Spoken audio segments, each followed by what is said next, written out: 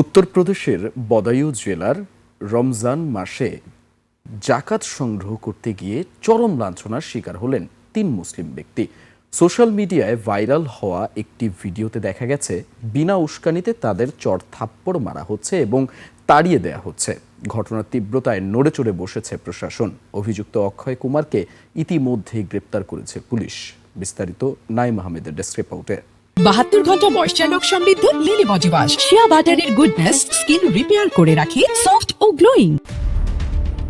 16 ফেব্রুয়ারি পবিত্র রমজান মাসের শুরুতে মাদ্রাসার জন্য জাকাত বা দান সংগ্রহ করতে বদায়ু জেলার রুয়াদায়ে শহরে গিয়েছিলেন 60 বছর বয়সী আব্দুল সালাম, 55 বছরের জাবেদ খান এবং 35 বছর বয়সী মোহাম্মদ আরিফ। ঠিক তখনই তাদের উপর হামলা করে 24 বছর বয়সী এক যুবক।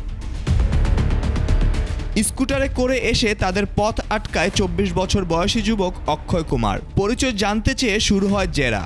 অভিযোগ উঠেছে অক্ষয় কেবল ধর্মীয় পরিচয়ের কারণে জাবেদ খানের টুপি খুলে ফেলে এবং তাদের বারবার চড় মারতে শুরু করে। অকথ্য ভাষায় গালিগালাজ করতে করতে প্রায় 500 মিটার পর্যন্ত তাদের ধাওয়া করে ওই যুবক।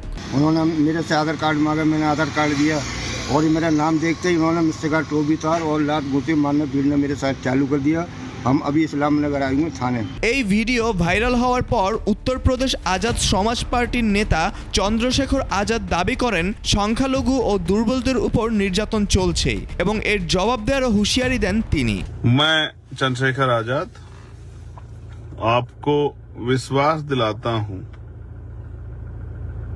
बड़ी जिम्मेदारी से बिना घमंड के बात कह रहा हूं,